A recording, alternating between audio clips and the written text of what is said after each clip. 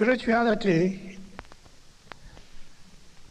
is a particular term which actually means dealing with intuition. In the theistic tradition, there is a notion of clinging into a word. A certain act is regarded as displeasing to divine principles. A certain act is regarded as pleasing for the divine whatever. In the tradition of non-theism, however, it is very direct that the case history are not particularly important. What is actually important is here and now. Here and now. Now is definitely now. We try to experience what is available there on the spot. There's no point in thinking that the past did exist that we could have now. This is now. This very moment. Nothing mystical, just now, very simple, straightforward. And from that nowness, however, arises a sense of intelligence, always, that you are constantly interacting with the reality one by one, spot by spot, constantly. We actually experience fantastic precision, always. But we are threatened by the now, so we jump to the past or the future. Paying attention to the materials that exist in our life, all these choices takes place all the time, but none of them are regarded as bad or good per se.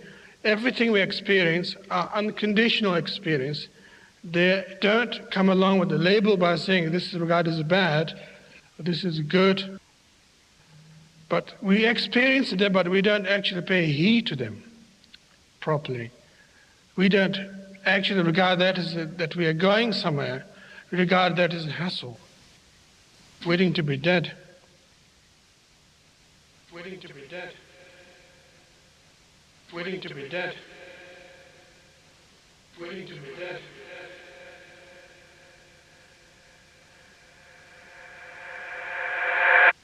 That's the problem. That is not trusting the nowness properly, that what is actually experienced now possessed a lot of powerful things. It is so powerful that we can't face it. Therefore, we have to borrow from the past, invite future all the time. And maybe that's why we seek religion. Maybe that's why we march in the street. Maybe that's why we complain to the society. Maybe that's why we vote for the presidents. It's quite ironical. Very funny indeed.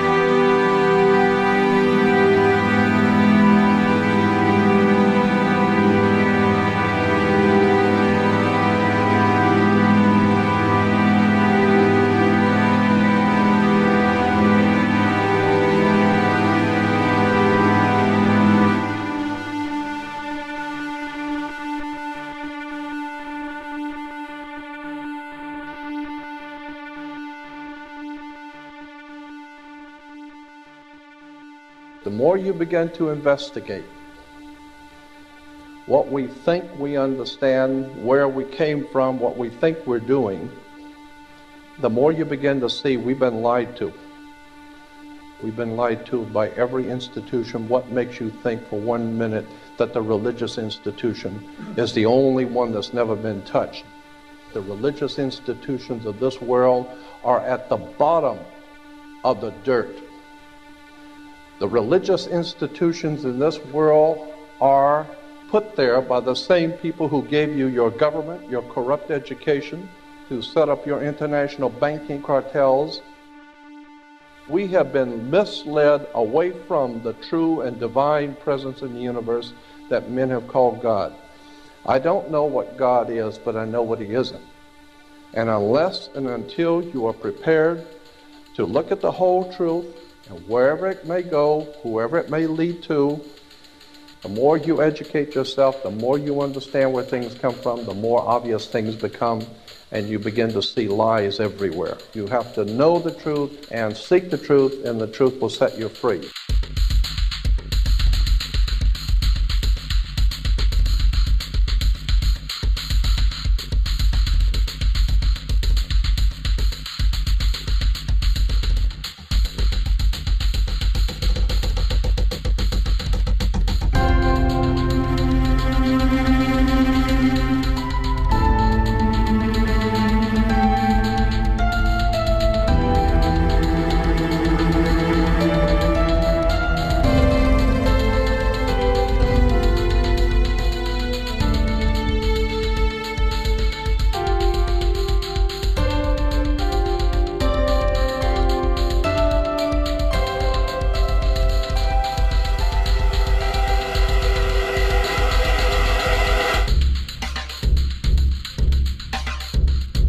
Because I gotta tell you the truth, folks. I gotta tell you the truth. When it comes to bullshit, big time, major league bullshit, you have to stand in awe of the all-time champion of false promises and exaggerated claims, religion. Think about it. Religion has actually convinced people that there's an invisible man living in the sky who watches everything you do every minute of every day. And the invisible man has a special list of 10 things he does not want you to do. And if you do any of these 10 things, he has a special place full of fire and smoke and burning and torture and anguish where he will send you to live and suffer and burn and choke and scream and cry forever and ever till the end of time. But he loves you. He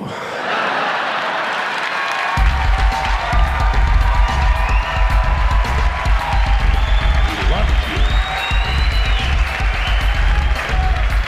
He loves you and he needs money. He always needs money. He's all powerful, all perfect, all knowing, and all wise. Somehow just can't handle money. Religion takes in billions of dollars, they pay no taxes, and they always need a little more. Now, you talk about a good bullshit story. Holy shit.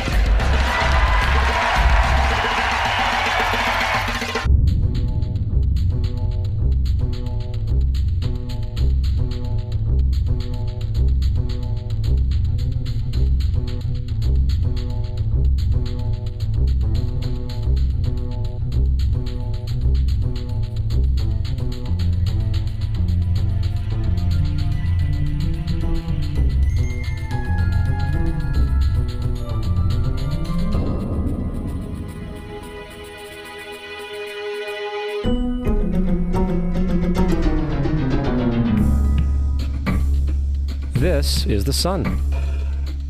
As far back as 10,000 BC, history is abundant with carvings and writings reflecting people's respect and adoration for this object. And it is simple to understand why, as every morning the sun would rise, bringing vision, warmth, and security, saving man from the cold, blind, predator-filled darkness of night. Without it, the cultures understood the crops would not grow and life on the planet would not survive. These realities made the sun the most adored object of all time. Likewise, they were also very aware of the stars. The tracking of the stars allowed them to recognize and anticipate events which occurred over long periods of time, such as eclipses and full moons. They in turn cataloged celestial groups into what we know today as constellations. This is the cross of the zodiac, one of the oldest conceptual images in human history. It reflects the sun as it figuratively passes through the 12 major constellations over the course of a year. It also reflects the 12 months of the year, the 4 seasons, and the solstices and equinoxes. The term zodiac relates to the fact that constellations were anthropomorphized, or personified, as figures or animals. In other words, the early civilizations did not just follow the sun and stars, they personified them with elaborate myths involving their movements and relationships. The sun, with its life-giving and saving qualities, was personified as a representative of the unseen creator or God, God's Son, the light of the world, the savior of humankind. Likewise, the 12 constellations represented places of travel for God's Son, and were identified by names, usually representing elements of nature that happened during that period of time. For example, Aquarius, the water bearer, who brings the spring rains.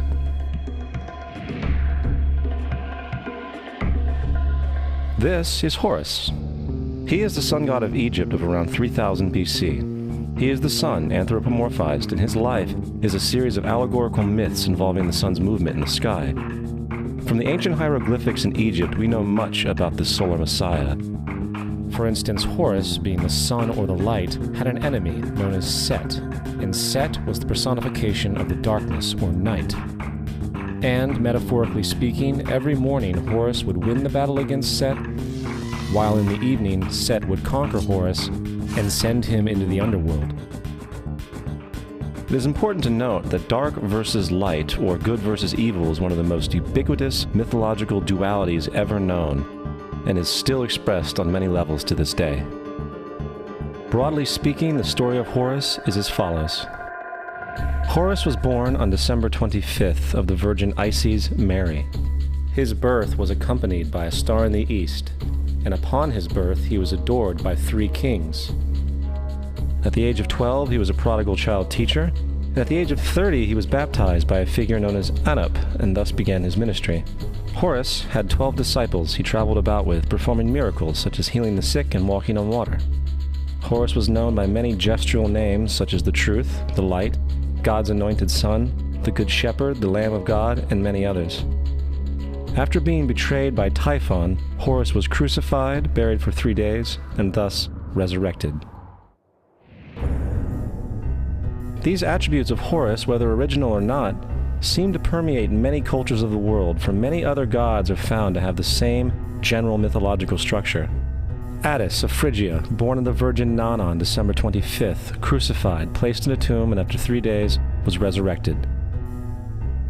Krishna of India, born of the Virgin Devaki, with a star in the east signaling his coming. He performed miracles with his disciples, and, upon his death, was resurrected. Dionysus of Greece, born of a virgin on December 25th, was a traveling teacher who performed miracles such as turning water into wine. He was referred to as the King of Kings, God's only begotten Son, the Alpha and Omega, and many others. And, upon his death, he was resurrected. Mithra of Persia, born of a virgin on December 25th, he had 12 disciples and performed miracles, and upon his death was buried for 3 days and thus resurrected. He was also referred to as the Truth, the Light, and many others. Interestingly, the sacred day of worship of Mithra was Sunday.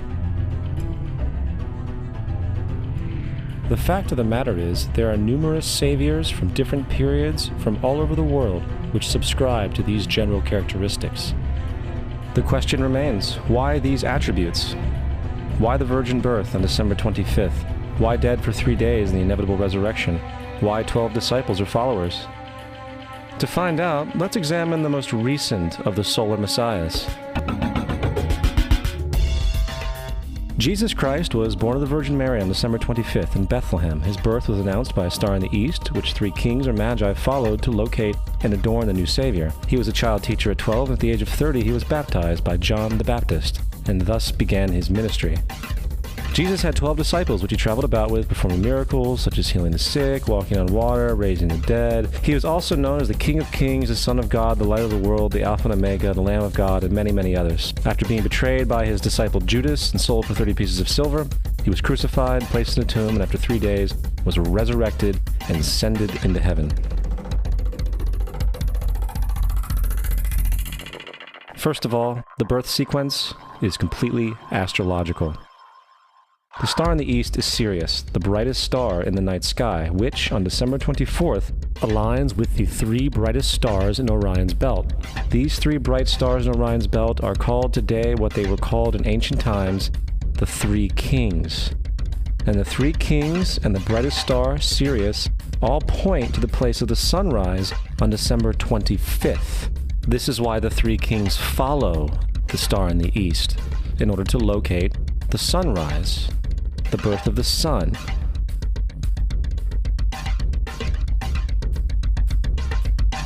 The Virgin Mary is the constellation Virgo, also known as Virgo the Virgin. Virgo in Latin means virgin. Virgo is also referred to as the house of bread, and the representation of Virgo is a virgin holding a sheaf of wheat. This house of bread and its symbol of wheat represents August and September, the time of harvest. In turn, Bethlehem, in fact, literally translates to house of bread. Bethlehem is thus a reference to the constellation Virgo, a place in the sky, not on Earth. There's another very interesting phenomenon that occurs around December 25th, or the winter solstice. From the summer solstice to the winter solstice, the days become shorter and colder. And from the perspective of the northern hemisphere, the sun appears to move south and get smaller and more scarce. The shortening of the days and the expiration of the crops when approaching the winter solstice symbolize the process of death to the ancients. It was the death of the sun. And by December 22nd, the sun's demise was fully realized, for the sun, having moved south continually for 6 months, makes it to its lowest point in the sky. Here a curious thing occurs. The sun stops moving south, at least perceivably, for 3 days. And during this 3-day pause, the sun resides in the vicinity of the Southern Cross, or Crux, constellation. And after this time, on December 25th, the sun moves 1 degree, this time north, foreshadowing longer days, warmth, and spring. And thus it was said, the sun died on the cross, was dead for 3 days, only to be resurrected or born again. This is why Jesus and numerous other sun gods share the crucifixion, 3-day death, and resurrection concept. It is the sun's transition period before it shifts its direction back into the northern hemisphere, bringing spring and thus salvation. However, they did not celebrate the resurrection of the sun until the spring equinox, or Easter. This is because at the spring equinox, the sun officially overpowers the evil darkness, as daytime thereafter becomes longer in duration than the night, and the revitalizing conditions of spring emerge. Now, probably the most obvious of all the astrological symbolism around Jesus regards the 12 disciples. They are simply the 12 constellations of the zodiac, which Jesus, being the sun, travels about with. In fact, the number 12 is replete throughout the Bible.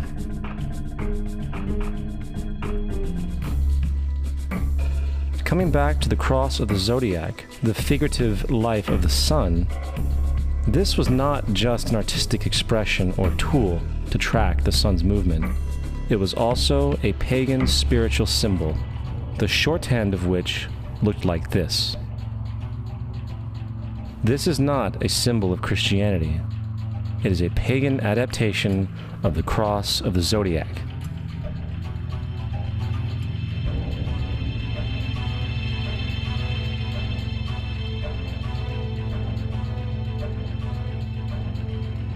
This is why Jesus in early occult art is always shown with his head on the cross, for Jesus is the Son of God, the light of the world, the risen Savior, who will come again, as it does every morning. The glory of God, who defends against the works of darkness, as he is born again every morning, and can be seen coming in the clouds, up in heaven, with his crown of thorns or sun rays.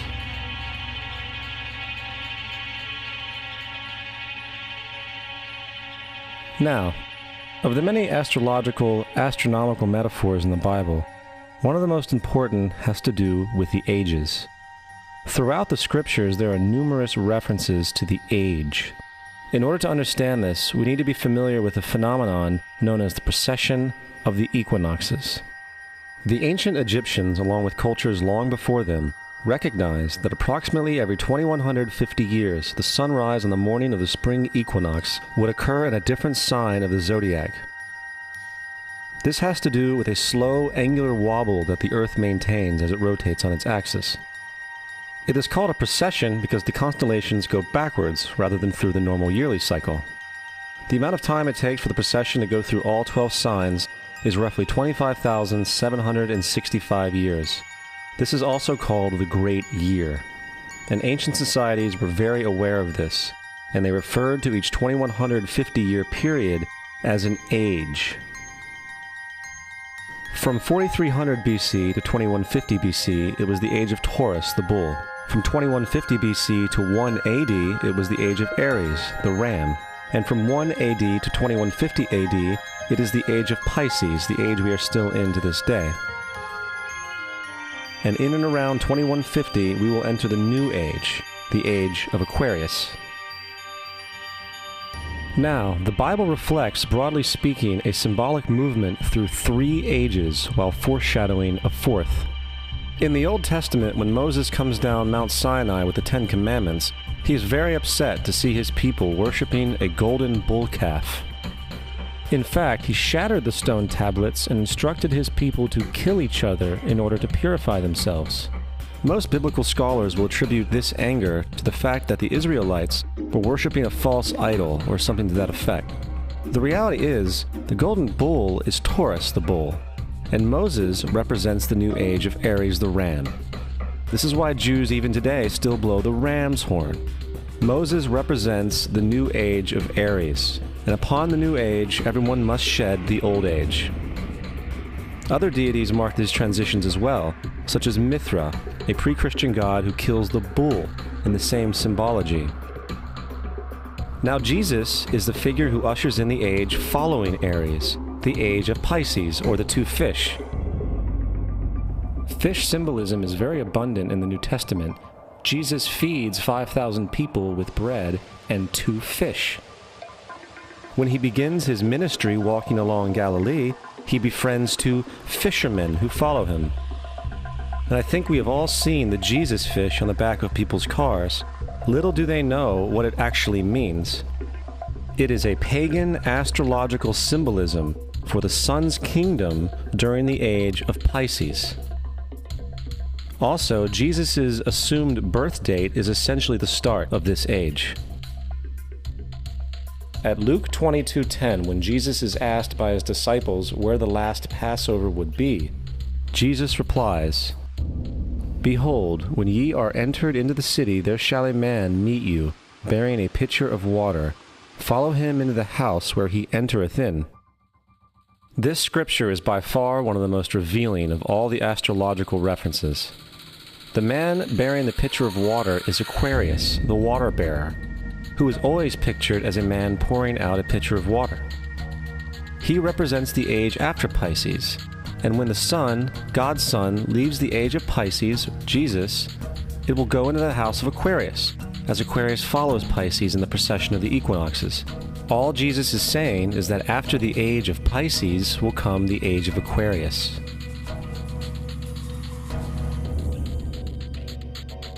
Now, we have all heard about the end times and the end of the world. The cartoonish depictions in the book of Revelation aside, the main source of this idea comes from Matthew 28:20, where Jesus says, "I will be with you even to the end of the world." However, in the King James Version, world is a mistranslation, among many mistranslations. The actual word being used is eon, which means age.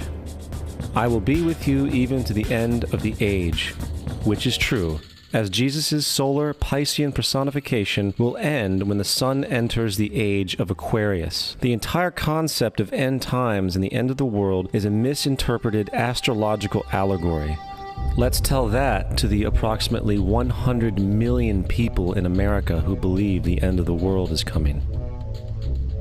Furthermore, the character of Jesus being a literary and astrological hybrid is most explicitly a plagiarization of the Egyptian sun god Horus. For example, inscribed about 3,500 years ago on the walls at the Temple of Luxor in Egypt are images of the Annunciation, the miracle conception, the birth, and the adoration of Horus. The images begin with Thoth announcing to the Virgin Isis that she will conceive Horus, then Neph, the Holy Ghost, impregnating the Virgin, and then the virgin birth and the adoration. This is exactly the story of Jesus' miracle conception. In fact, the literary similarities between the Egyptian religion and the Christian religion are staggering.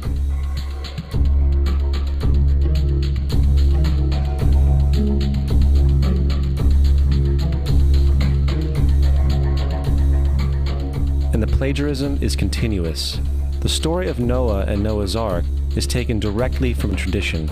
The concept of the Great Flood is ubiquitous throughout the ancient world, with over 200 cited claims in different periods and times. However, one need look no further for a pre-Christian source than the Epic of Gilgamesh, written in 2600 BC. This story talks of a great flood commanded by God, an ark with saved animals upon it, and even the release and return of a dove, all held in common with the biblical story among many other similarities. And then there is the plagiarized story of Moses. Upon Moses' birth, it is said that he was placed in a reed basket and set adrift in a river in order to avoid infanticide. He was later rescued by a daughter of royalty and raised by her as a prince. This baby in a basket story was lifted directly from the myth of Sargon of Akkad of around 2250 BC. Sargon was born, placed in a reed basket in order to avoid infanticide, and set adrift in a river. He was in turn rescued and raised by Aki, a royal midwife. Furthermore, Moses is known as the lawgiver, the giver of the Ten Commandments, the Mosaic Law. However, the idea of a law being passed from God to a prophet up on a mountain is also a very old motif. Moses is just another lawgiver in a long line of lawgivers in mythological history. In India, Manu was the great lawgiver. In Crete, Minos ascended Mount Dicta, where Zeus gave him the sacred laws, while in Egypt there was Meses, who carried stone tablets and upon them the laws of God were written. Manu, Minos, Meses, Moses. And as far as the Ten Commandments, they are taken outright from spell 125 in the Egyptian Book of the Dead. What the Book of the Dead phrased, "I have not stolen," became "Thou shalt not steal." "I have not killed," became "Thou shalt not kill." "I have not told lies," became "Thou shalt not bear false witness," and so forth. In fact, the Egyptian religion is likely the primary foundational basis for the Judeo-Christian theology. Baptism, afterlife, final judgment, virgin birth, death and resurrection, crucifixion, the Ark of the Covenant, circumcision, saviors, Holy Communion, Great Flood, Easter, Christmas, Passover, and many, many more are all attributes of Egyptian ideas long predating Christianity and Judaism. Justin Martyr, one of the first Christian historians and defenders, wrote, "When we say that he, Jesus Christ, our teacher, was produced without sexual union, was crucified and died and rose again and ascended into heaven, we propound nothing different from what you believe regarding those who you esteem sons of Jupiter." In a different writing, Justin Martyr said, "He was born of a virgin, except this in common with what you believe of Perseus." It's obvious that Justin and other early Christians knew how similar Christianity was to the pagan religions. However, Justin had a solution. As far as he was concerned, the devil did it. The devil had the foresight to come before Christ and create his characteristics in the pagan world. Fundamentalist Christianity, fascinating. These people actually believe the world is 12,000 years old. Swear to God. I actually asked one of these guys, okay, dinosaur fossils. He says, dinosaur fossils? God put those here to test our faith.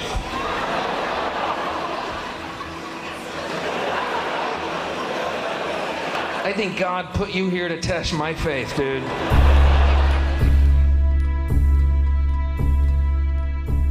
The Bible is nothing more than an astrotheological literary hybrid, just like nearly all religious myths before it.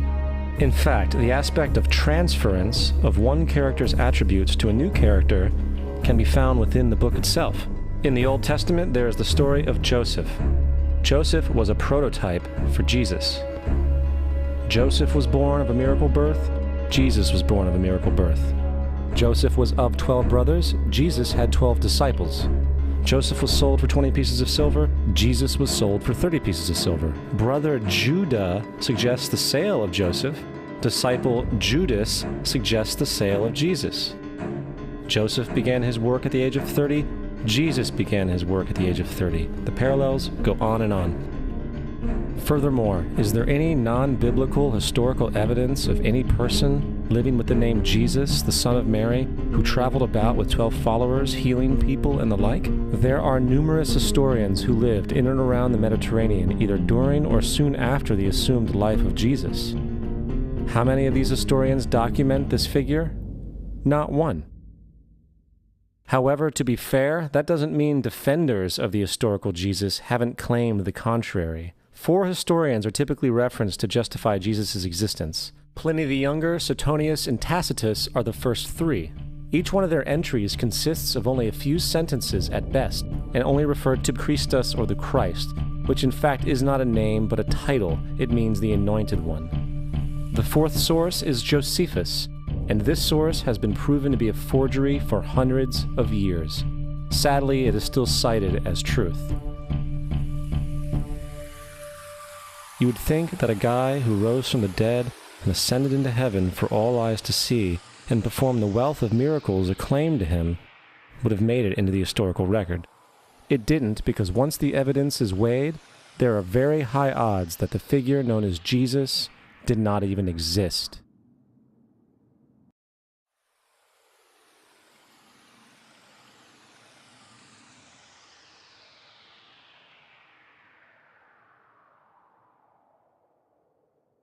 We don't want to be unkind, but we want to be factual. We don't want to cause hurt feelings, but we want to be academically correct in what we understand and know to be true. Christianity just is not based on truth. We find that Christianity was in fact nothing more than a Roman story, developed politically. The reality is, Jesus was the solar deity of the Gnostic Christian sect, and like all other pagan gods, he was a mythical figure. It was the political establishment that sought to historize the Jesus figure for social control. In 325 AD in Rome, Emperor Constantine convened the Council of Nicaea. It was during this meeting that the politically motivated Christian doctrines were established. And thus began a long history of religious bloodshed and spiritual fraud. And for over the next 1,000 years, the Vatican maintained a political stranglehold on all of Europe, leading to such joyous periods as the Dark Ages, along with enlightening events such as the Crusades and the Inquisition. Christianity, along with all other related theologies, is an historical fraud. These religions now serve to detach the species from the natural world, and likewise each other. They support blind submission to authority. They reduce human responsibility to the effect that God controls everything, and in turn awful crimes can be justified in the name of a divine pursuit. And, most critically, it empowers the political establishment who have been using the myth to manipulate and control societies. The religious myth is one of the most powerful devices ever created, and it serves as the psychological soil upon which other myths can flourish.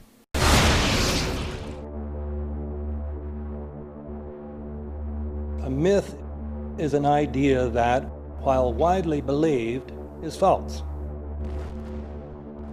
In a deeper sense, in the religious sense, a myth serves as an orienting and mobilizing story for a people. The focus is not on the story's relation to reality, but on its function. A story cannot function unless it is believed to be true in the community or the nation. It is not a matter of debate. If some people have the bad taste to raise the question of the truth of the sacred story, the keepers of the faith do not enter into debate with them.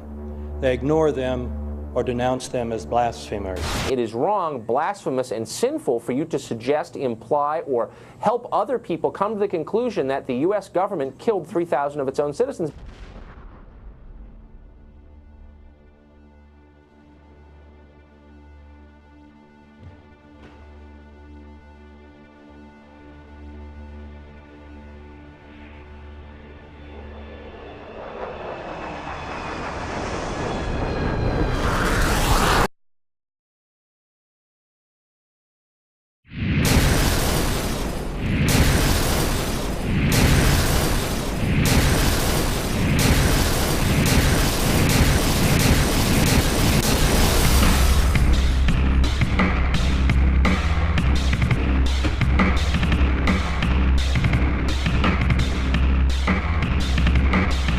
As if a demolition team set off when you see the old demolitions of these old buildings. It looks like one of those scenes of an old building being purposely dynamited and blown up. Anybody who's ever watched a building being demolished on purpose knows that if you're going to do this, you have to get at the under-infrastructure of a building and bring it down. The way the structure is collapsing, this was the result of something that was planned. It's not accidental that the first tower just happened to collapse and then the second tower just happened to collapse in exactly the same way. How they accomplished this, we don't know. The building collapsed to dust. You don't find a desk. You don't find a chair. You don't find a telephone, a computer. The biggest piece of a telephone I found was half of the keypad, and it was about this big.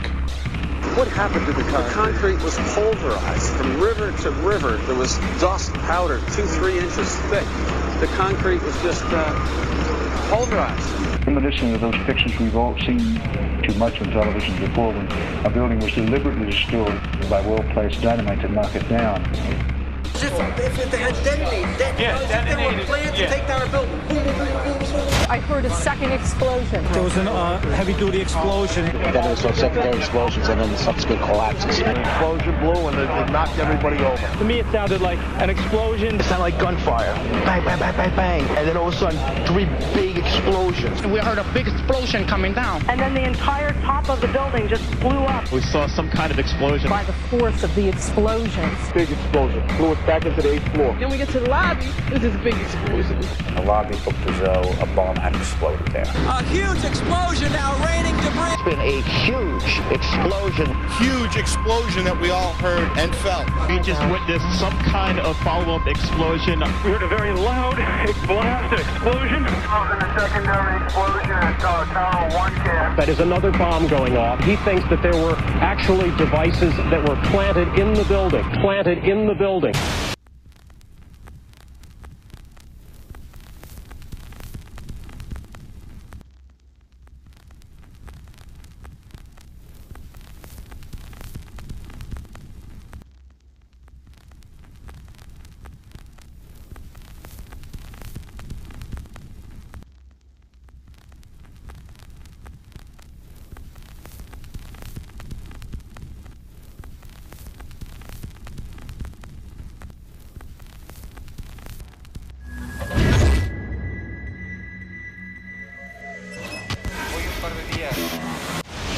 I don't think anybody could have predicted that they would try to use an airplane as a missile, a hijacked airplane as a missile. Nobody in our government, at least, and I don't think the prior government that could envision flying airplanes into buildings. No specific threat involving really domestic operation or involving what happened, obviously, the city's airliner and so. There were no warning signs that I'm aware of. USA Today reports that in the 2 years before the attacks on September the 11th, NORAD conducted exercises using hijacked airliners as weapons. And one target was the World Trade Center.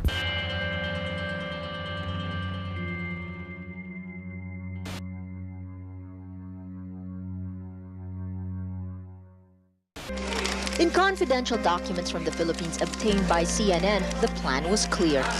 He will board any American commercial aircraft, control its cockpit, and dive it at the CIA headquarters. Other buildings targeted the Pentagon and the World Trade Center. The Federal Aviation Administration received 52 warnings about Al-Qaeda in the 6 months before 9/11 and did not apparently heed them. The Pentagon reportedly does not want the public to hear next week's Senate testimony about the former secret intelligence unit known as Able Danger. And it identified Mohammed Atta and 3 other 9/11 terrorists as members of an al-Qaeda cell in Brooklyn, New York, more than a year before the attacks. And we found 2 of the 3 cells which conducted the 9/11 attacks. Lieutenant Colonel Tony Schaefer, who was the first member of Able Danger to go public, has now been told in writing by the Defense Intelligence Agency that he can't speak to members of Congress or their staff without prior approval. This is an attempt to prevent the American people from knowing the facts about how we could have prevented 9/11, and people are covering it up today. Security and counterterrorism was blinking red, in the words of George Tenet, that the warnings of an imminent attack were so severe that something dramatic should have been done. It was unparalleled. Instead, our president went on a month-long vacation.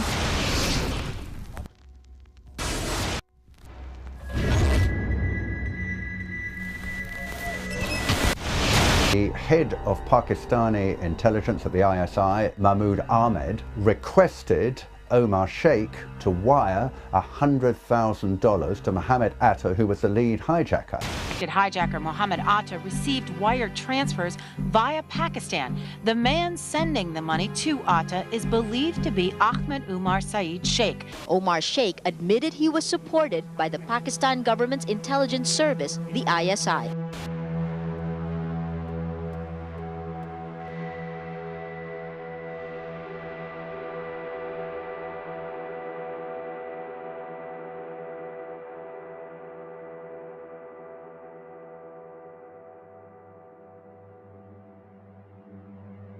As hard as this is to believe that 2 of the alleged terrorists involved in what happened on Tuesday may have attended schools run by the U.S. military. Evidence was also apparently planted. The passport of one of the hijackers on Flight 11 was allegedly found in the rubble. The hijacker's passport was found blocks from the World Trade Center crash site, if you can believe that. The 9/11 hijackers are alive and well. That's according to the chief of Japan's Democratic Party, who says 9/11 is a hoax. Several of these 19 men are still alive.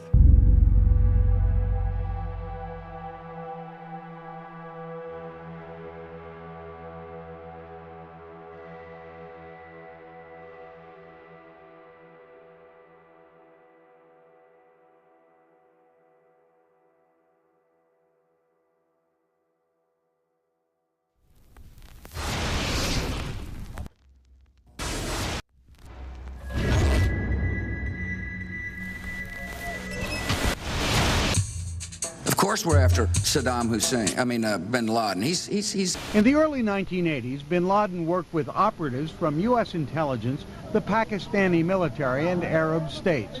January 2001, the Bush administration orders the FBI and intelligence agencies to back off investigations involving the bin Laden family, including 2 of Osama bin Laden's relatives, who were living, guess where, in Falls Church, Virginia, right next to CIA headquarters. When he was already America's most wanted criminal, he reportedly spent 2 weeks in the American hospital in Dubai, was treated by an American doctor, and visited by the local CIA agent. We have not seen one piece of evidence that links Osama bin Laden directly to the planning stages of September 11th. This failure to provide proof was later said to be unnecessary because bin Laden, in a video allegedly found in Afghanistan, admitted responsibility for the attacks.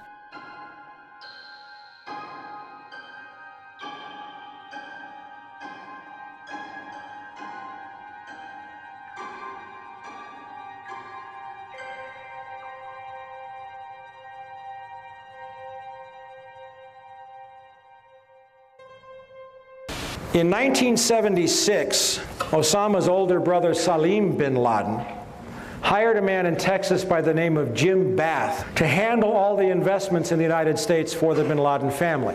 Jim Bath also happens to be a personal, almost lifelong friend and former Air National Guard pilot with George W. Bush. The connections between the Bushes and the bin Ladens become much more clear when George Herbert Walker Bush made trips to Saudi Arabia in 1998 and 2000 to meet with the bin Laden family on behalf of a company called the Carlyle Group.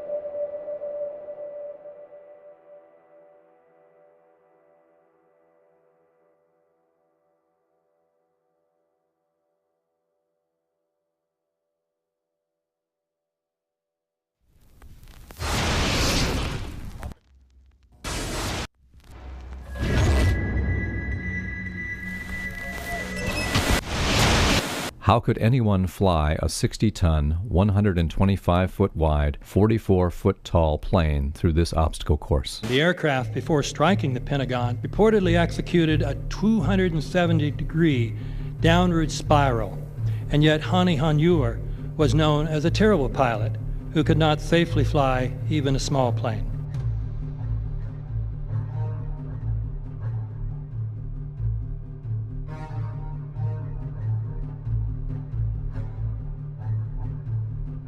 No seats, no luggage, no bodies. Nothing but bricks and limestone. The official explanation is that the intense heat from the jet fuel vaporized the entire plane. Flight 77 had 2 Rolls-Royce engines made of steel and titanium alloy and weigh 6 tons each. It is scientifically impossible, but 12 tons of steel and titanium was vaporized by jet fuel. We're also told that the bodies were able to be identified either by their fingerprints or by the DNA. So what kind of fire can vaporize aluminum and tempered steel and yet leave human bodies intact? From my close-up inspection, there's no evidence of a plane having crashed anywhere near the Pentagon. And as I said, the only pieces left that you can see are small enough that you could pick up in your hand. Shortly after the strike, government agents picked up debris and carried it off. The entire lawn was covered with dirt and gravel, so that any remaining forensic evidence was literally covered up. The videos from security cameras, which would show what really hit the Pentagon, were immediately confiscated by agents of the FBI, and the Department of Justice has to this day refused to release them. If these videos would prove that the Pentagon was really hit by a 757, most of us would assume the government would release them.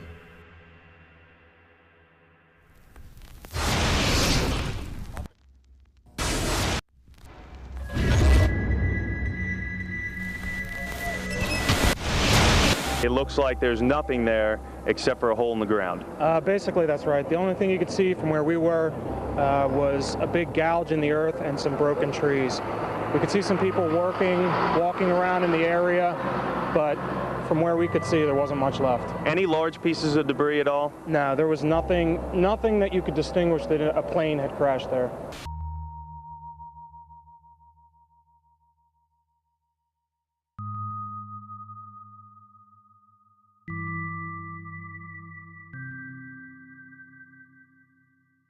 The FBI and the state police here have confirmed that they have cordoned off a second area about 6 to 8 miles away from the crater here. This is apparently another debris site. Why would debris be located 6 miles away? Could it have blown that far away? Seems highly unlikely.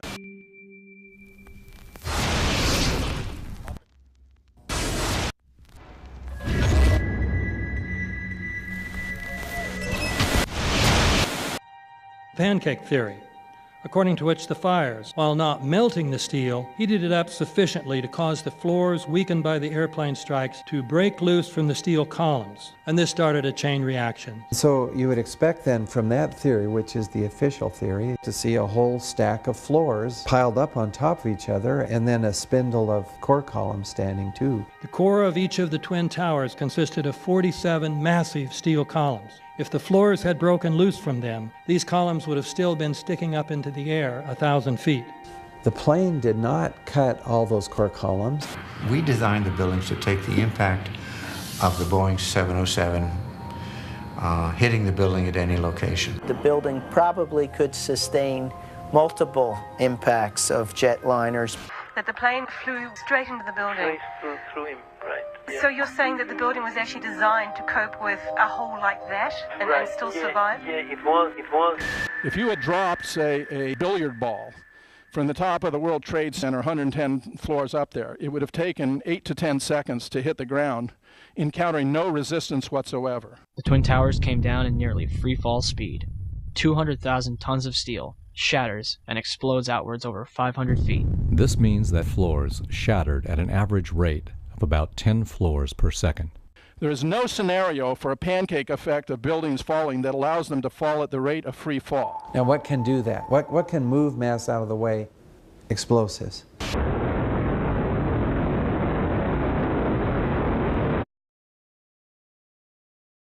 "47 huge steel columns going up the core. They're interconnected. How do you get them to fail simultaneously so the core disappears? It looks like those core columns were cut. The way we do this is by cutting the beam at an angle.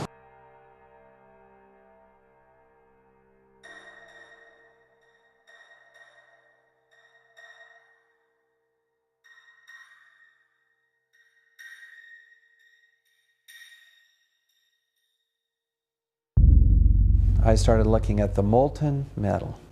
All three buildings, both towers in the rubble, in the basement areas, and Building 7, there's these pools of molten metal.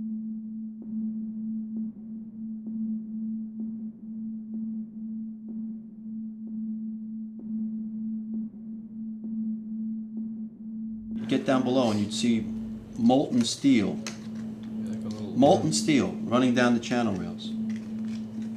Like you're in a foundry. Like lava. The molten steel was found 3, 4, and 5 weeks later, when the rubble was being removed. He said that molten steel was also found underneath World Trade Center 7. So I'm looking through the official reports. What do they say about the molten metal? They say nothing. But wait a minute. This is important evidence. So where'd that come from? Thermite is so hot that it'll just cut through steel, through structural steel, for example, like a knife through butter. The products are molten iron and aluminum oxide, which goes off primarily as a dust. You know those enormous dust clouds? You can imagine when you assemble these chemicals on a large scale. So, Professor Niels Harrit, you examined the rubble that came from the World Trade Center. What did you find in it? Well, in there we find remains of what we characterize as a thermitic material. And this is a very energetic material which can be used either for melting iron or it can be designed as an explosive. The evidence for controlled demolition is overwhelming. I've told you that the thermite reaction produced molten iron. Molten iron was in pools of molten iron in the rubble. And the point is that the thermite kept on reacting. This was a bitch's brew of thermite chemistry. Molten metal pools under both towers after they collapsed and Building 7. Now, Building 7 wasn't even hit by a jet.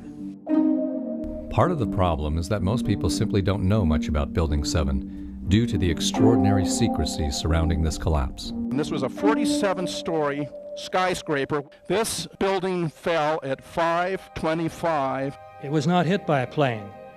This building had fires on only 2 or 3 floors. And it was brought down by what we know was a controlled demolition. Demolitions, they look just like that. You know, a kink in the middle, and then that building just comes straight down, almost at free fall speed.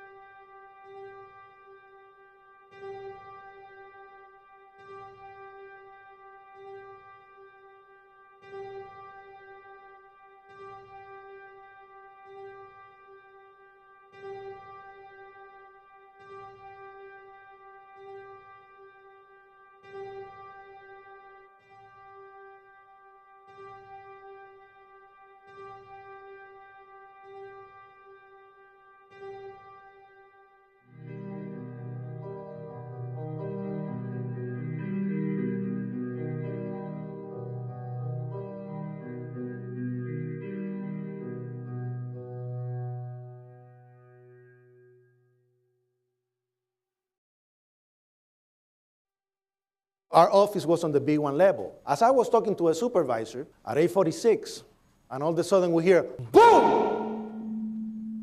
An explosion so hard that pushed us upwards.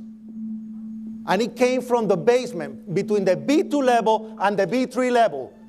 And when I went to verbalize, we hear, boom! The impact of the plane on the top.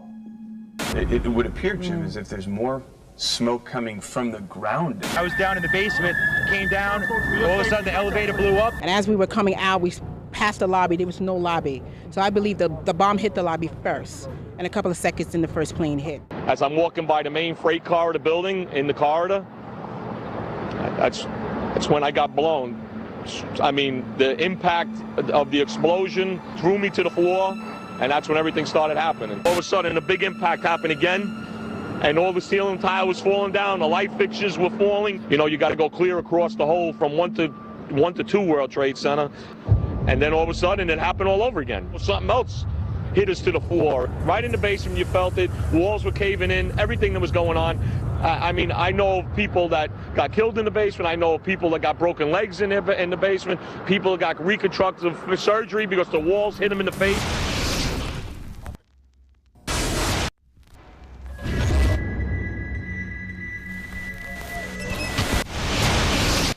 According to standard operating procedure, if an FAA flight controller notices anything that suggests a possible hijacking, the controller is to contact a superior. If the problem cannot be fixed within about a minute, the superior is to ask NORAD, the North American Aerospace Command, to send up or scramble jet fighters to find out what is going on. NORAD then issues a scramble order to the nearest Air Force base with fighters on alert.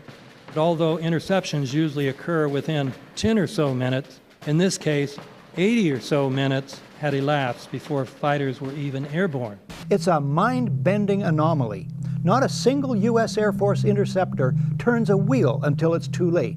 There are no jets at all. What if they were so confused and had been so deliberately confused that they couldn't respond?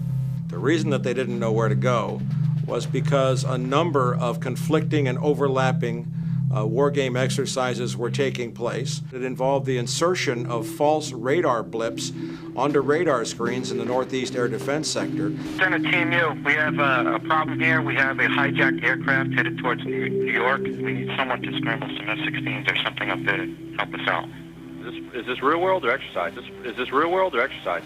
There was another exercise, Vigilant Warrior, which was in fact, according to a NORAD source, a live-fly hijack drill being conducted at the same time. With only 8 available fighter aircraft, and they have to be dispatched in pairs, they were dealing with as many as 22 possible hijacks on the day of 9/11, and they couldn't separate the war game exercises from the actual hijacks.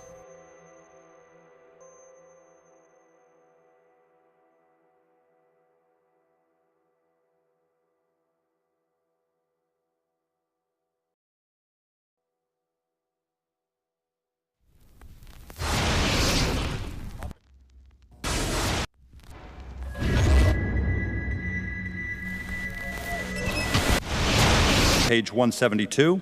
The U.S. government has not been able to determine the origin of the money used for the 9/11 attacks. Ultimately, the question is of little practical significance. The American authorities have not managed to trace the source of the funding. And then the most amazingly disingenuous statement, ultimately, is it of little consequence. It is of massive consequence. Doesn't it matter who paid for 9/11? The collapse of Building 7 has been recognized as especially difficult to explain. The 9/11 Commission report implicitly admitted that it could not explain the collapse of this building by not even mentioning it.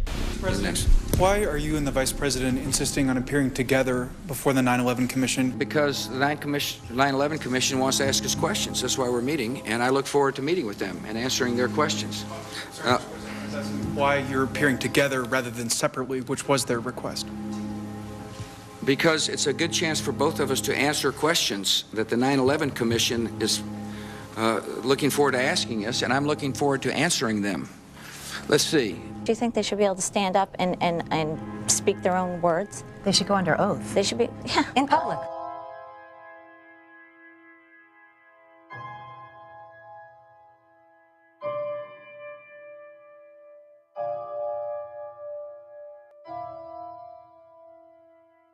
don't you think that the families deserve to have a transcript or to be able to see what you Adam, said? you asked me that question yesterday.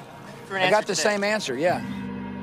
The final report was a unanimous report. That means that if there was a single commissioner who had any objection about anything, that fact would be dropped from the report. We have found out that he not only served on the transition team of the Bush administration, that he was a person who wrote a draft memo for the setup of the Bush administration's National Security Council, that he was an individual who wrote the preemptive war strategy that was eventually used for the war in Iraq, that he is a close friend of Condoleezza Rice's. We want him to resign. There is literally nothing in the 9/11 report that the Bush administration did not approve of. We can understand, therefore, why the Commission, under Zelikow's leadership, would have ignored all the evidence that would point to the truth, that 9/11 was a false flag operation intended to authorize the doctrines and funds needed for a new level of imperial mobilization.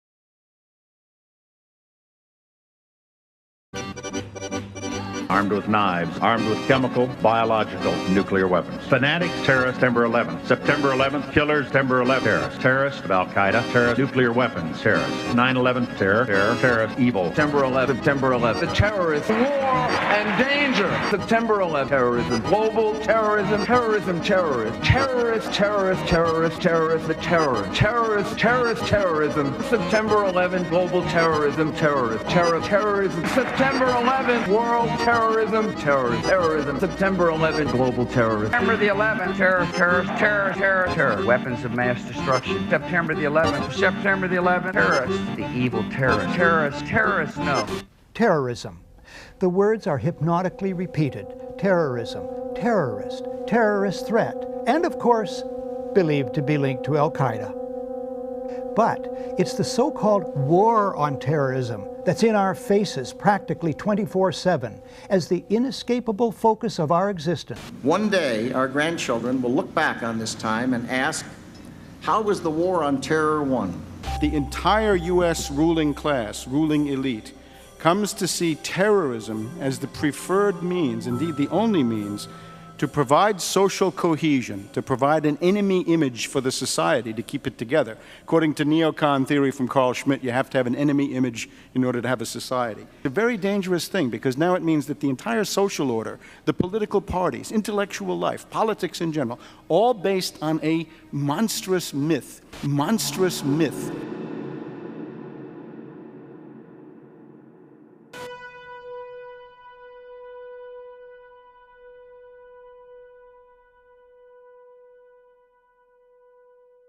Look, the CIA has done in this country, what they've done to us is unbelievable.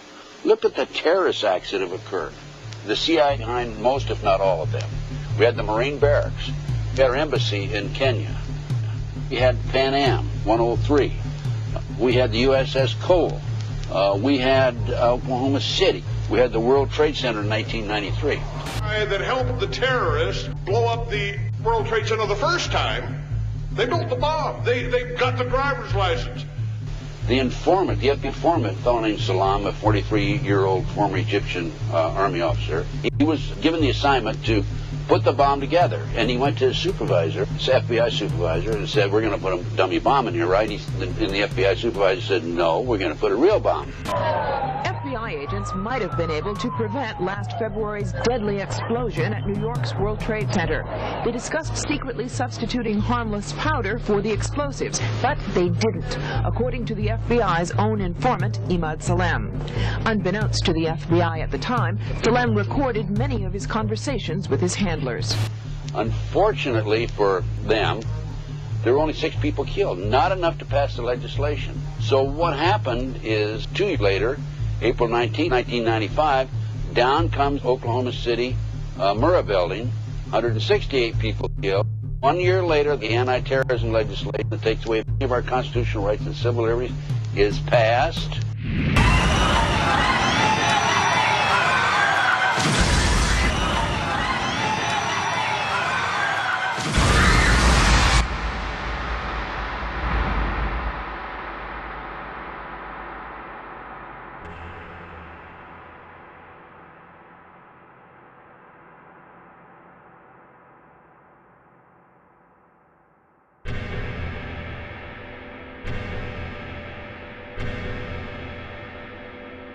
Because at 9:30 this morning, we were actually running an exercise for over a company of 1,000 people in London, based on simultaneous bombs going off precisely at the railway stations that happened this morning.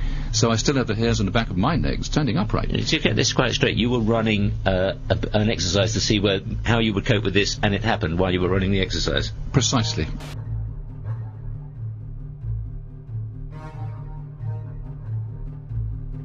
Supposed to believe is some kind of coincidence, there was also an anti-terrorist drill going on 7/7. And again, just like 9/11, they were talking about attacks on the same targets, the same kind of tube stations, and exactly the same time as the actual attack happened, providing some kind of cover for what must be operations orchestrated in some way by the state.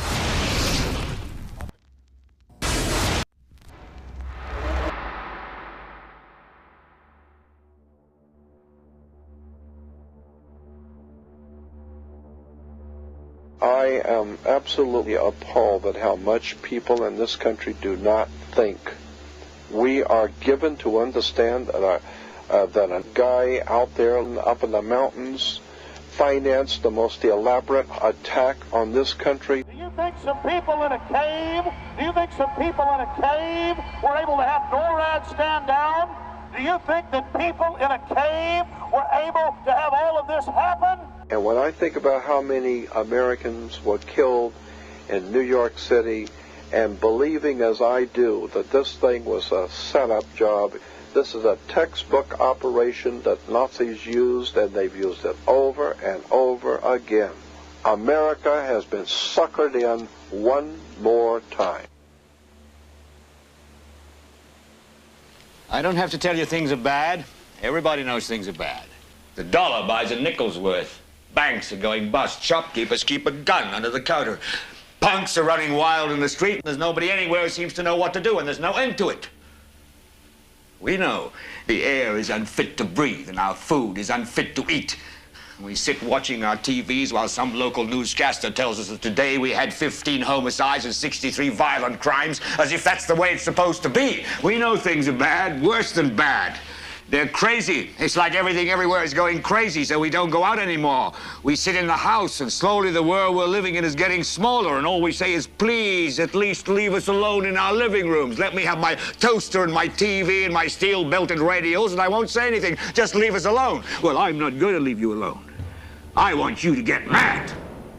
I don't want you to protest. I don't want you to riot. I don't want you to write to your congressman, because I wouldn't know what to tell you to write. I don't know what to do about the depression and the inflation and the Russians and the crime in the street. All I know is that first, you've got to get mad.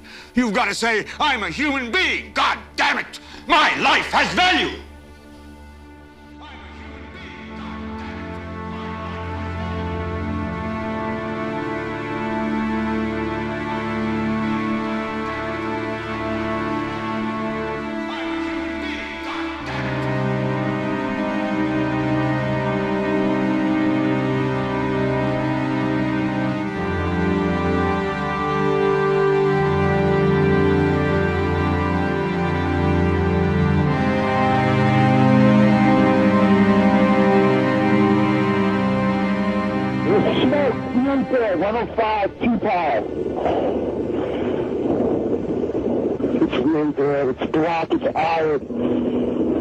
My wife thinks I'm all right. I called her and said I was leaving the building. I was fine, and bang. Two three of us, two broken windows. Oh, God! Ah!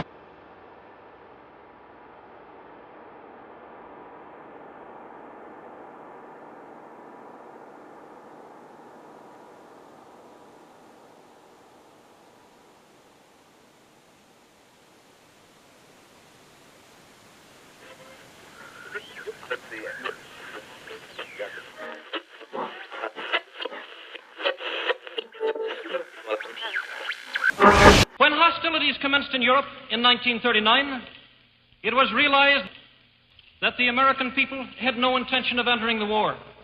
But they believed that this country could be enticed into the war in very much the same way that it was enticed into the last one.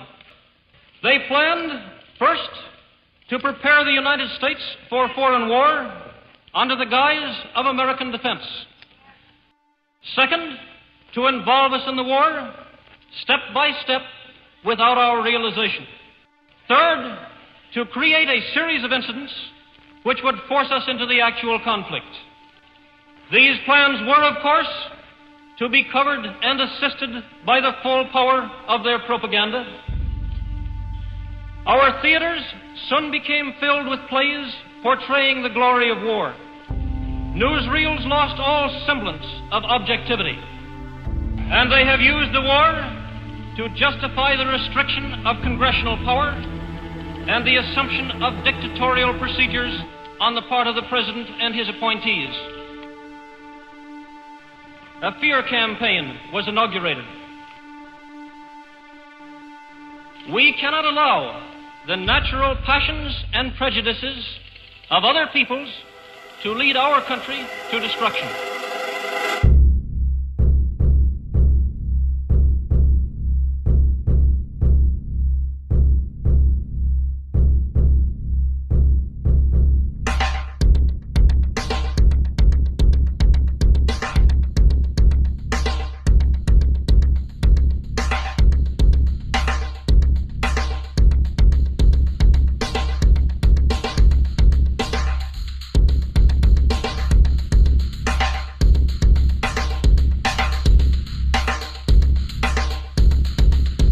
(1775).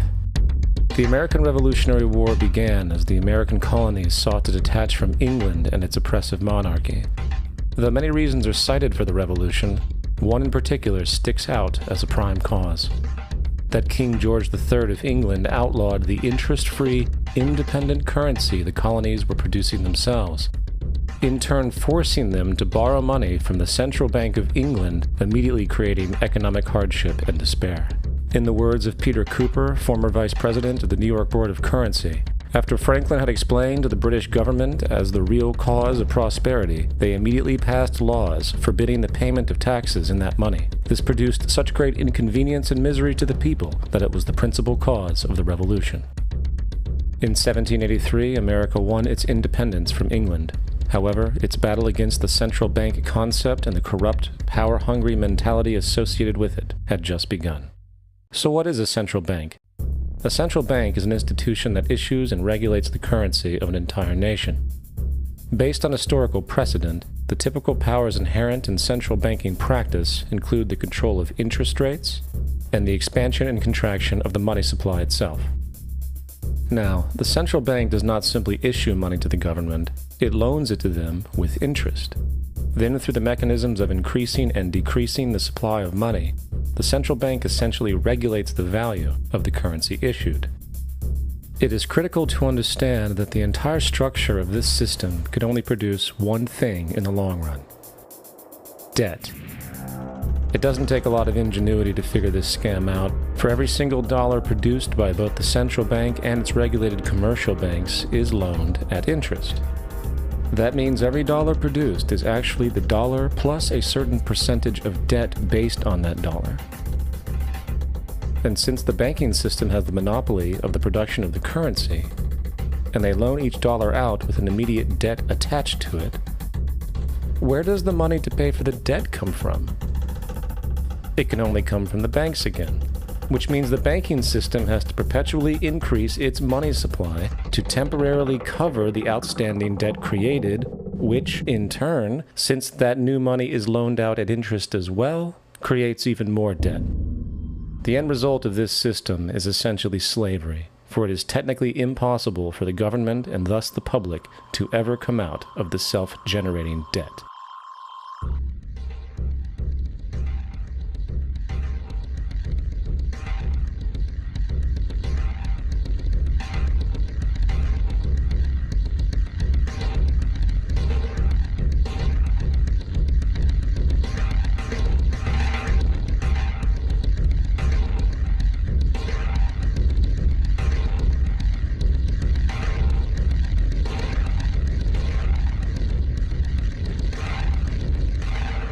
By the early 20th century, the U.S. had already implemented and removed a few central banking systems, which were maneuvered into place by ruthless banking interests.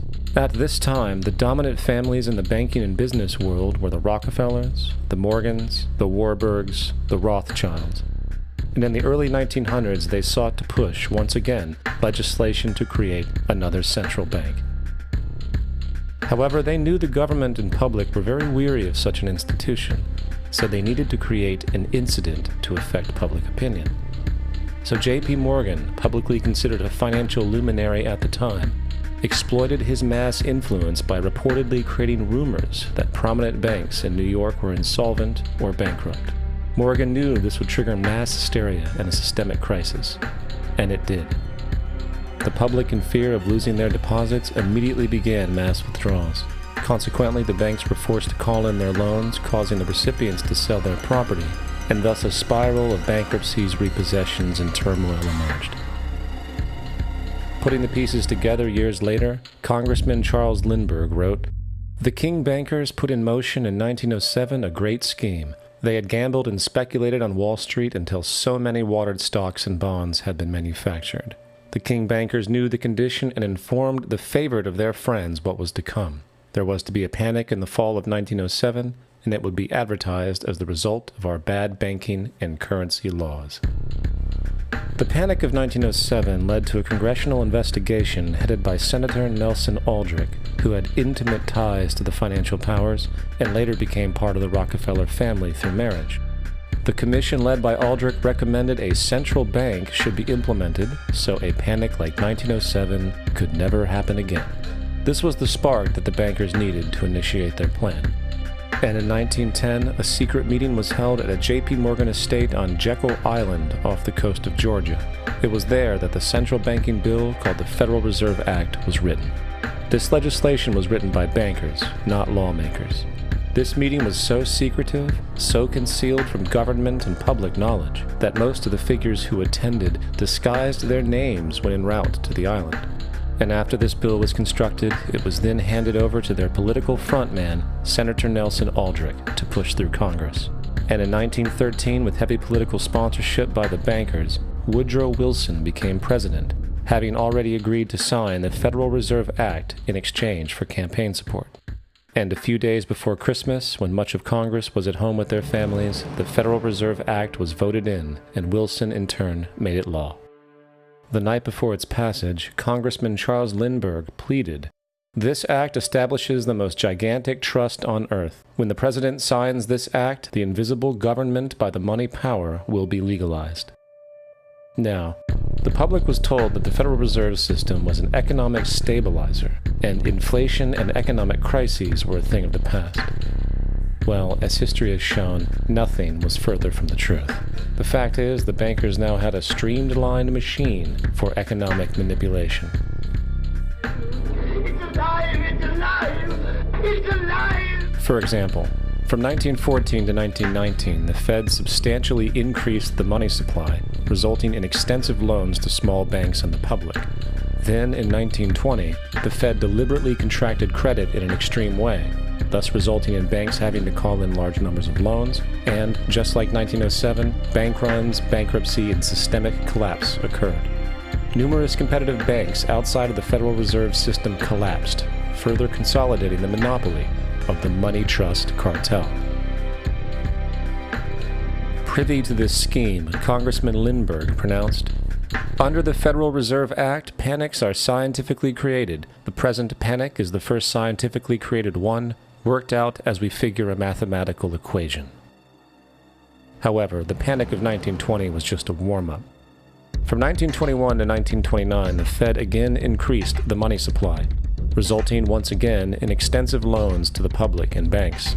There was also a fairly new type of loan in the stock market, the broker call loan.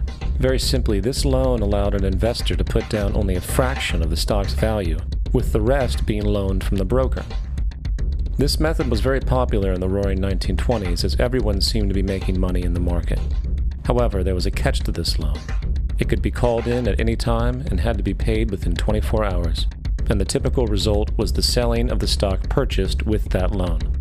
So, a few months before October in 1929, J.D. Rockefeller, Bernard Baruch, and many other insiders quietly exited the market, knowing the bubble created was about to burst. Then, on October 24, 1929, the financiers who furnished the call loans started calling them in masse. This sparked an instantaneous massive sell-off in the already inflated market, as sell orders and margin calls were systemically triggered. That then led to mass bank runs, eventually collapsing thousands of banks, enabling the large banks to buy up the now failed banks at a discount. But it didn't stop there. Rather than expanding the money supply in order to recover from this economic collapse, the Fed actually contracted it, fueling one of the largest depressions in American history. Outraged, Congressman Louis McFadden, then chairman of the House Banking Committee, filed a petition for impeachment against the Federal Reserve Board, stating, "Mr. Chairman, we have in this country one of the most corrupt institutions the world has ever known. I refer to the Federal Reserve Board and the Federal Reserve Banks. This evil institution has impoverished and ruined the people of the United States and has practically bankrupted our government.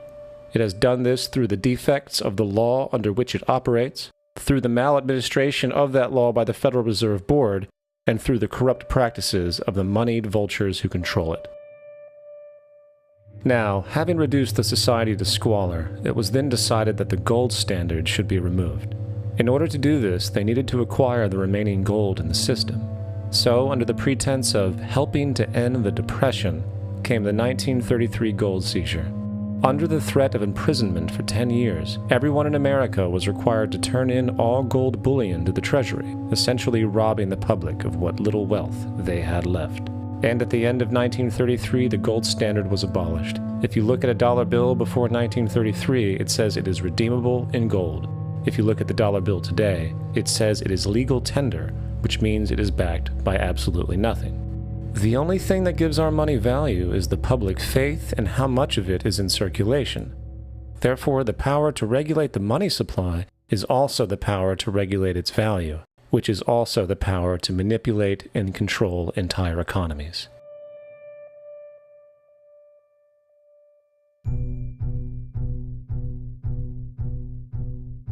It is important to clearly understand the Federal Reserve is a private corporation. It is about as federal as Federal Express.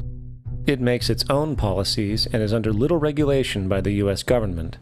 It is a private bank that loans all the currency at interest to the government, completely consistent with the central banking model that the country sought to escape from when it declared independence in the American Revolutionary War. Now, going back to 1913, the Federal Reserve Act was not the only bill pushed through Congress for the vested financial interests. They also pushed its partner, the federal income tax. First of all, the federal income tax is completely unconstitutional, as it is a direct, unapportioned tax, and the required number of states needed in order to ratify the amendment to allow the income tax was never legally met, and this has even been cited in modern court cases.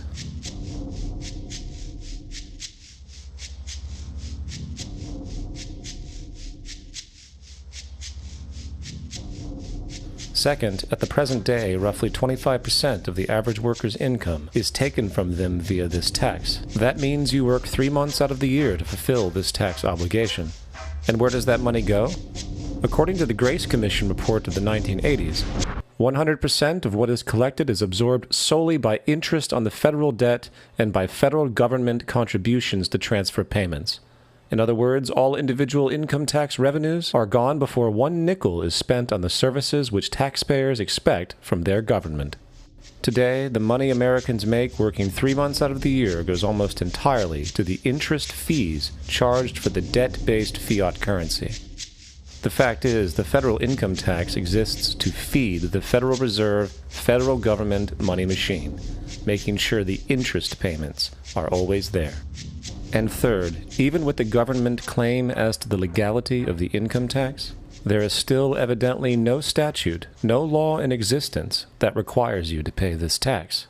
I really expected that, of course, there's a law that you can point to in the law book, the code, that requires you to file a tax return. Of course there is. I was at that point where I couldn't find the statute that clearly made a person liable. at least not me and most people I know. And I had no choice in my mind except to resign. Based on the research that I did throughout the year 2000 and that I'm still doing, I have not found that law. I've asked Congress, we've asked a lot of people in the IRS commissioners, helpers. They can't answer, because if they answer, the American people are going to know that this whole thing is a fraud. I haven't filed an federal income tax return since I left. I have not filed a tax return since 1999. Now, the control of the economy and the manipulation of society for the vested financial powers is only a part of the game being played. Another level is the business of war. Since the inception of the Federal Reserve in 1913, a number of large and small wars have commenced. The three most pronounced might be World War I, World War II, and Vietnam. World War I. In 1914, European wars broke out centered around England and Germany. The American public wanted nothing to do with the war. In turn, President Woodrow Wilson publicly declared neutrality. However, under the surface, evidence now shows that the financial powers behind the administration were looking for any excuse it could to enter it. It is important to understand that one of the most lucrative things that can happen for the bankers is war, for it forces the country to borrow even more money at interest, not to mention the profits generated through the financing of military production. In the words of two-time Congressional Medal of Honor winner Smedley D. Butler, war is a racket. It always has been. It is possibly the oldest, easily the most profitable, surely the most vicious. It is the only one international in scope, and it is the only one in which the profits are reckoned in dollars and the losses in lives. Woodrow Wilson's top advisor and mentor was Colonel Edward House, a man found to have intimate connections with the financial interests of the time. In a conversation with Colonel House, Wilson's advisor, and Sir Edward Grey, the Foreign Secretary of England, regarding America and the war, Grey inquired, "What will America do if Germans sink an ocean liner with American passengers on board?" House responded, "I believe that a flame of indignation would sweep the United States, and that by itself would be sufficient to carry us into war." So, on May 7, 1915, a ship called the Lusitania was sent where German military vessels were known to be. And, as likely expected, German U-boats torpedoed the ship, exploding stored munitions, killing 1,200 people. To further understand the obvious anticipation of this setup, the German embassy actually put advertisements in the New York Times telling people that if they boarded the Lusitania, they did so at their own risk, as such a ship sailing from America to England through the war zone would be liable to destruction. In turn, and as anticipated, the sinking of the Lusitania caused a wave of anger among the American population, and America entered the war a short time after. Major General Smedley D. Butler summarizes the monetary reality of World War I.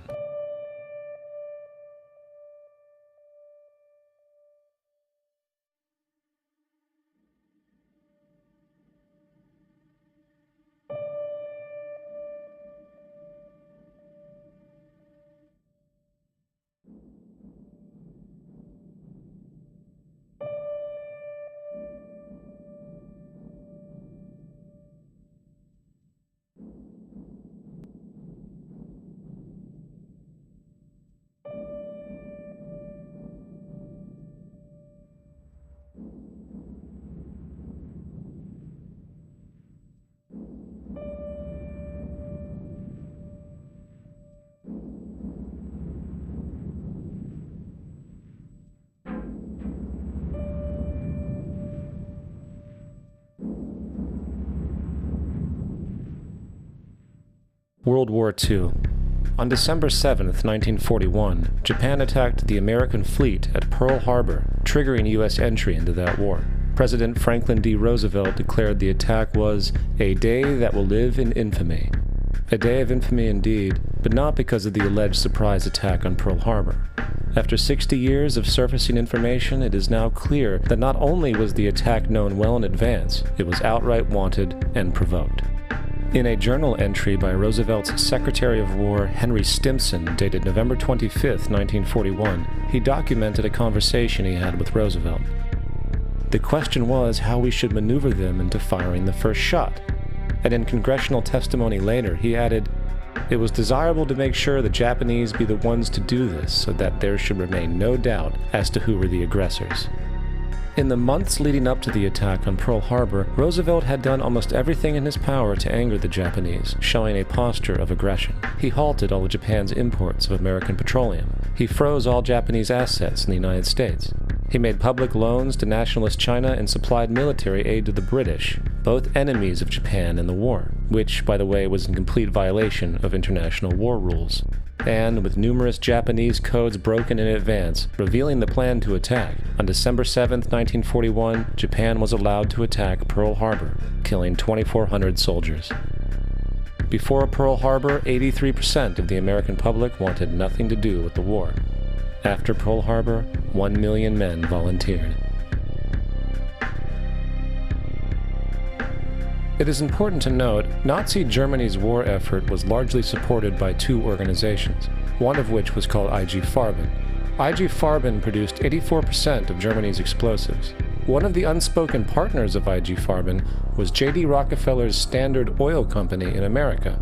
In fact, the German Air Force could not operate without a special additive patented by Rockefeller's Standard Oil.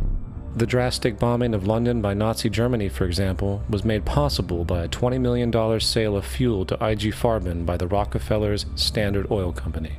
This is just one small point on the topic of how American business funded both sides of World War II. One other treasonous organization worth mentioning is the Union Banking Corporation of New York City. Not only did they finance numerous aspects of Hitler's rise to power, along with actual materials during the war, it was also a Nazi money laundering bank, which was eventually exposed for having millions of dollars of Nazi money in its vaults. The Union Banking Corporation of New York was eventually seized for violations of the Trading with the Enemy Act. Guess who the director and vice president of the Union Bank was? Prescott Bush, the father and grandfather of former U.S. Presidents George W. Bush and George H.W. Bush. Vietnam. The United States' official escalation and entry into the Vietnam War came after an alleged incident involving two U.S. destroyers being attacked by North Vietnamese PT boats in the Gulf of Tonkin. This is known as the Gulf of Tonkin Incident. This situation was the catalytic pretext for massive troop deployment and full-fledged warfare. One problem, however, the attack on the U.S. destroyers by Vietnamese PT boats never happened. Former Secretary of Defense Robert McNamara stated years later that the Gulf of Tonkin incident was a mistake, while classified documents released years later show that it was a farce, manipulated for the purposes of war. And once in the war, it was business as usual. In October 1966, President Lyndon Johnson lifted trade restrictions on the Soviet bloc, knowing full well that the Soviets were providing upwards of 80% of North Vietnam's war supplies. Consequently, the Rockefeller interests financed factories in the Soviet Union, which the Soviets used to manufacture military equipment and send to North Vietnam. However, the funding of both sides in this conflict was only one side of the coin. In 1985, Vietnam's rules of engagement were declassified. This detailed what American troops were and were not allowed to do in the war. It included such absurdities as North Vietnamese anti-aircraft missile systems could not be bombed until they were known to be operational. No enemy could be pursued once they crossed the border of Laos or Cambodia. And most revealing of all, the most critical strategic targets were not allowed to be attacked unless initiated via high military officials. Apart from these illogical limitations, North Vietnam was informed of these restrictions and therefore could base entire strategies around the limitations of the American forces. This is why the war went on for so long. And the bottom line is this: the Vietnam War was never meant to be won, just sustained. This war for profit and resources resulted in 58,000 American deaths and 3 million dead Vietnamese. So, where are we now? September 11th was the jumpstart for a hegemonic agenda, enabling the possibility of constant global warfare. It was a staged war pretext, no different than the sinking of the Lusitania, the provoking of Pearl Harbor, and the Gulf of Tonkin lie. In fact, if 9/11 wasn't a planned war pretext, it would be an exception to the rule. It has been used to launch two unprovoked illegal wars, one against Iraq and the other against Afghanistan. However, 9/11 was a pretext for another war as well. The war against you. The Patriot Act, Homeland Security, the Military Tribunals Act, and other legislations are all completely designed to destroy your civil liberties and protect those in power. Currently in the United States, unannounced to most Americans, your home can be searched without a warrant, without you being home. You can in turn be detained indefinitely with no charges revealed to you, no access to a lawyer, and legally tortured, all under the suspicion that you might be a terrorist. If you need a painted picture of what is happening, let's recognize how history repeats itself. In February 1933, Hitler staged a false flag attack, burning down his own German parliament building, the Reichstag, blaming it on communist terrorists. Within the next few weeks, he passed the Enabling Act, which completely eradicated the German Constitution, destroying people's liberties. He then led a series of preemptive wars, all justified as necessary to maintaining homeland security.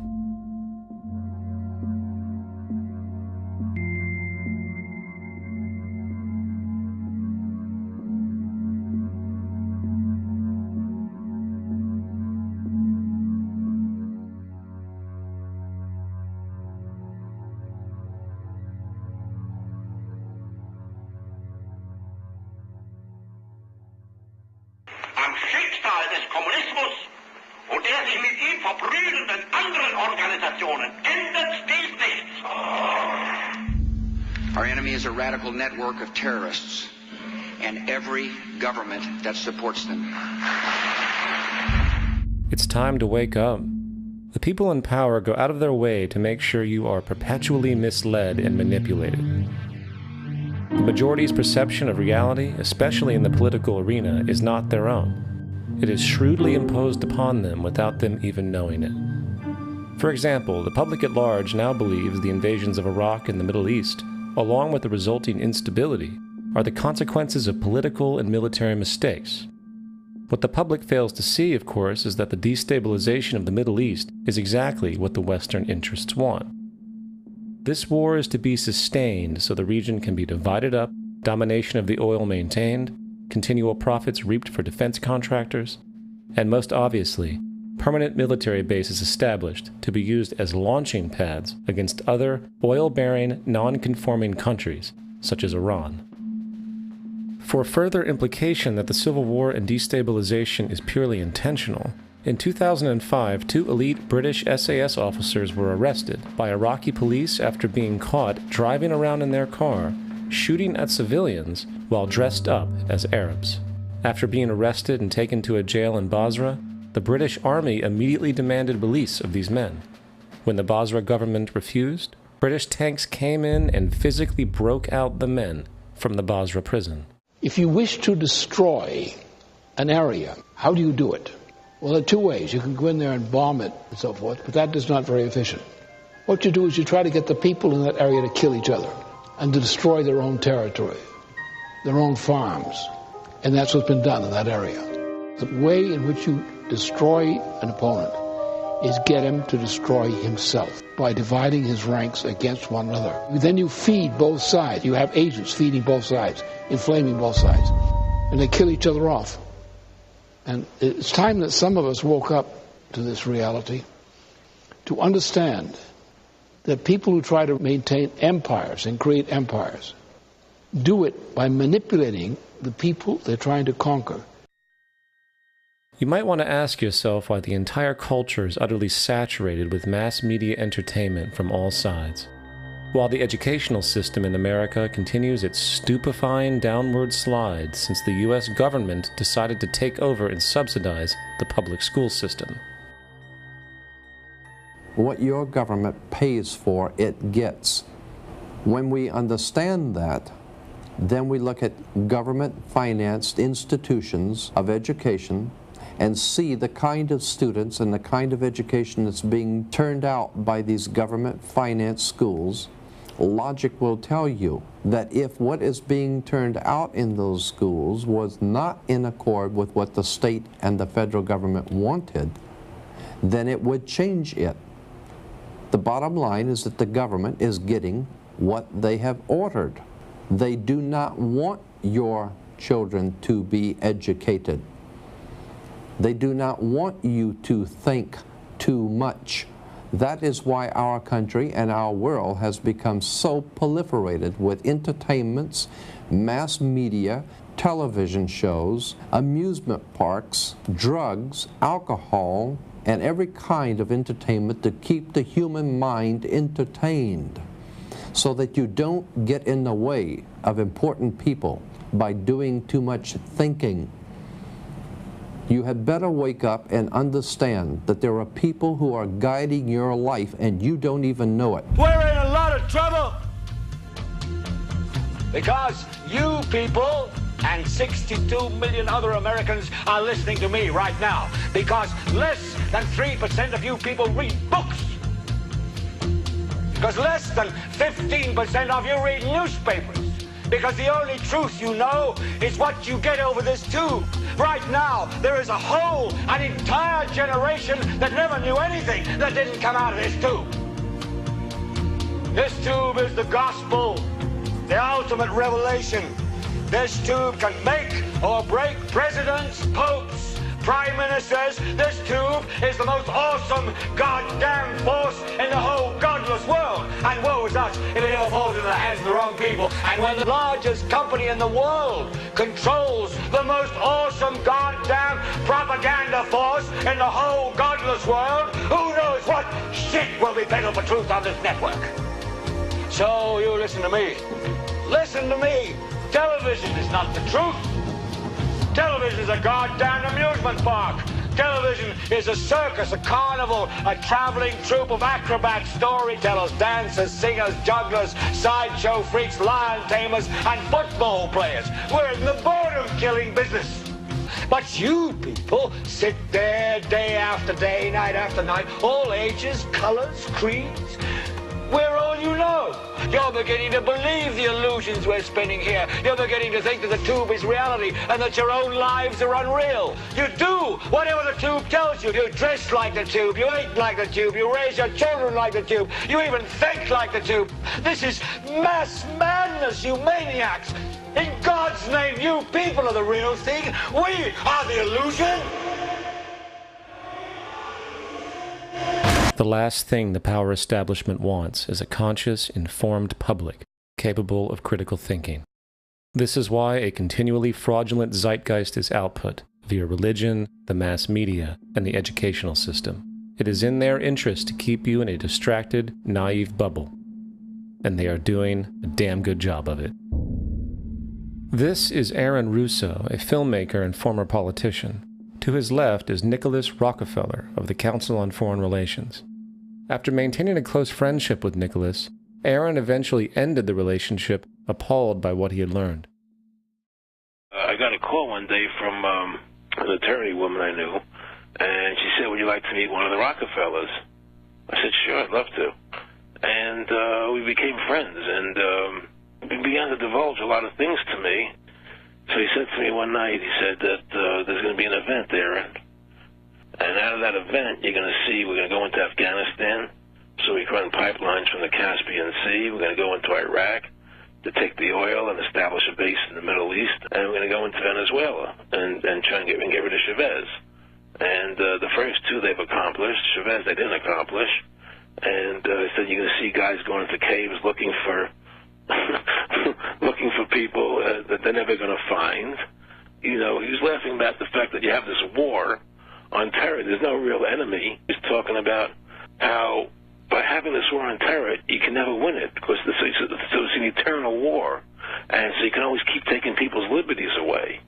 And I said, how are you going to convince people that this war is real? He says, but the media can convince everybody it's real. I mean, you know, it's just that you keep talking about things. You keep saying it over and over and over again, and eventually people believe it. You know, you created the Federal Reserve in 1913 through lies. You create 9/11, which is another lie. Through 9/11, then you're fighting a war on terror, and now all of a sudden you go into Iraq, which was another lie, and now they're going to do Iran. You know, and it's all one thing leading to another, leading to another, leading to another. Now, I would say, what are you doing this for? What's the point of this thing? You have all the money in the world you ever want. You have all the power. I said, you know, you're hurting people. It's not a good thing. And he would say, what do you care about the people for? Take care of yourself and you take care of your family. And then I said to him, what are the ultimate goals here? said the ultimate goal is to get everybody in this world chipped with the RFID chip, and have all money be on those chips and everything on those chips. And if anybody wants to protest what we do or violate what we want, we just turn off that chip. So how far will the sickness of power go? To what lengths will those in control go in order to maintain and preserve their positions? We have a Florida family who are really pioneers in a brave new world. They have volunteered to be the first ever to have microchip identification devices implanted into their bodies. After 9/11, I was really concerned with the security of my family. I wouldn't mind having something planted permanently in my arm that would identify me. George Orwell, in his famed and possibly prophetic work 1984, stated, "Power is not a means, it is an end. The object of persecution is persecution. The object of torture is torture. The object of power is power." Today, symptoms of a surveillance society continue to grow, as irrational fears of invisible enemies, coupled with rising economic instability, spread across the globe. It is under this guise of security that we can foreshadow a world where everyone is tracked, everyone is on camera, and everyone is subordinated. The most incredible aspect of all, such totalitarianism would likely not be forced upon the people, rather the people will demand it. For the social manipulation of society through the generation of fear and division has completely inhibited the culture. Religion, patriotism, race, wealth, class, and every other form of arbitrary separatist identification and thus conceit has served to create a controlled population, utterly malleable in the hands of the few. Divide and conquer is the motto, and as long as people continue to see themselves as separate from everything else, they lend themselves to being completely enslaved. However, if the people ever realize the truth of their relationship to nature, and the truth of their personal power to effect change, the entire manufactured zeitgeist that's preyed upon would collapse like a house of cards.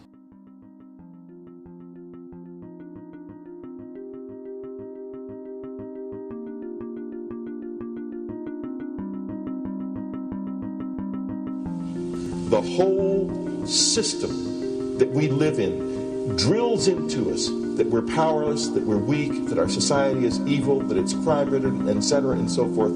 It's all a big, fat lie. We are powerful, beautiful, extraordinary.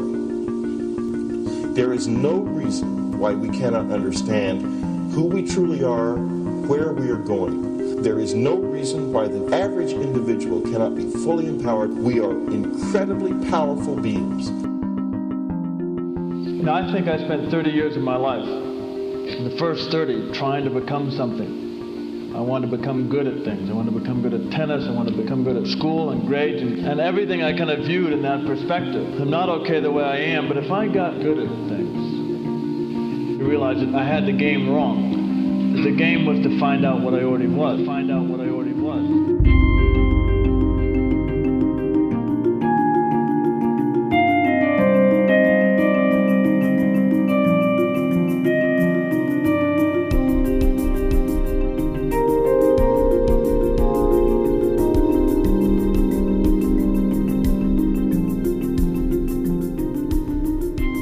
Now, in our culture, we've been trained for individual differences to stand out. So you look at each person, immediately it is brighter, dumber, older, younger, richer, poorer, and we make all these dimensional distinctions, put them in categories and treat them that way. And we get so that we only see others as separate from ourselves in the ways in which they're separate. And one of the dramatic characteristics of experience is being with another person and suddenly seeing the ways in which they are like you, not different from you. And experiencing the fact that which is essence in you and which is essence in me is indeed one. The understanding that there is no other. It is all one. And I wasn't born Richard Albert, I was just born as a human being. And then I learned this whole business of who I am and whether I'm good or bad or achieving or not. All that's learned along the way.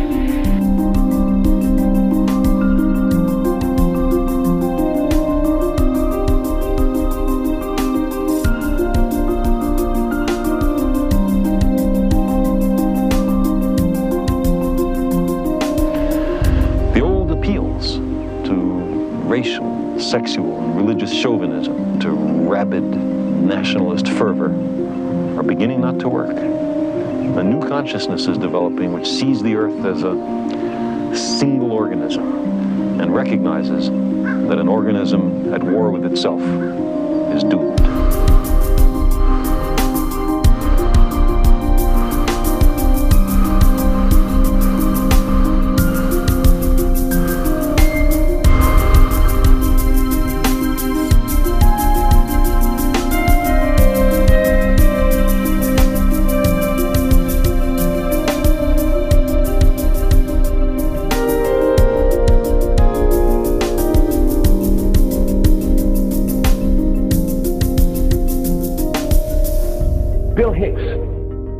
Finish his shows with this. Life's like a ride in an amusement park. And when you go on it, you think it's real, because that's how powerful our minds are. And the ride goes up and down and round and round. It has thrills and chills, and it's very brightly colored. And it's very loud, but it's fun for a while. Some have been on the ride for a long time, and they begin to question, is this real, or is this just a ride? And other people have remembered, and they come back to us and they say, hey, don't worry. Don't be afraid ever, because this is just a ride. And we kill those people. Shut him up. I've got a lot invested in this ride. Shut him up. Look at my furrows of worry. Look at my big bank account and my family. This has to be real. It's just a ride. But we'll kill those good guys who try and tell us that. You ever notice that? And let the demons run amok? But it doesn't matter, because it's just a ride, and we can change it anytime we want. It's only a choice. No effort, no work, no job, no savings of money. Just a choice right now between fear and love.